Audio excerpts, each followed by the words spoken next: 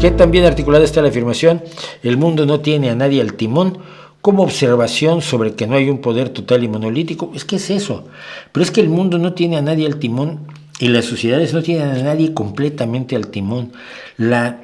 Cuando hablamos del poder, lo exageramos. El poder tiene sus limitaciones. Nadie tiene poder absoluto en este país, en esta pequeña ciudad. Yo vivo en una pequeña ciudad donde las luchas de poder son continuas. A ver, tenemos una alcaldesa de derecha, aliada a la ultraderecha, que solo logró subirse a la alcaldía por aliarse con la ultraderecha cuando había perdido las elecciones, porque las ganó el Partido Socialista, pero no tuvo suficientes concejales para gobernar. Y estamos luchando constantemente por evitar que cometa ciertos atropellos que son lesivos para los intereses de la ciudadanía. Y eso es en el microcosmos de una ciudad de menos de 300,000 habitantes. ¿Cómo crees que entre 5 personas ordenan el mundo, o entre 150 personas ordenan el mundo y lo que se va a desayunar en el Tíbet? Pues no, eso no pasa. El intento de control absoluto por parte de las más brutales tiranías siempre ha fracasado. Y si esas que dicen quiero ser una tiranía que controla han fracasado, pues más fracasan las que son las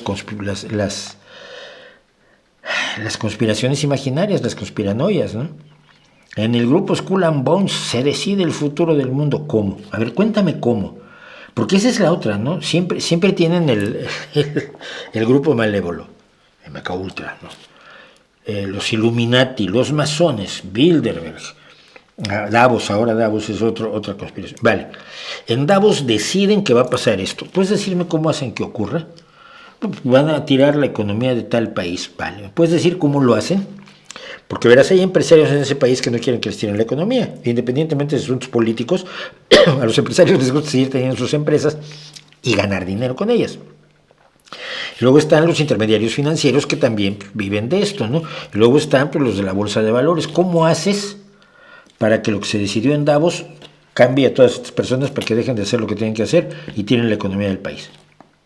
Cuéntame el mecanismo. Si me puedes contar el mecanismo, te empiezo a creer. Pero no pueden, porque esos no los necesitan, hombre. Lo que necesitan es el miedo.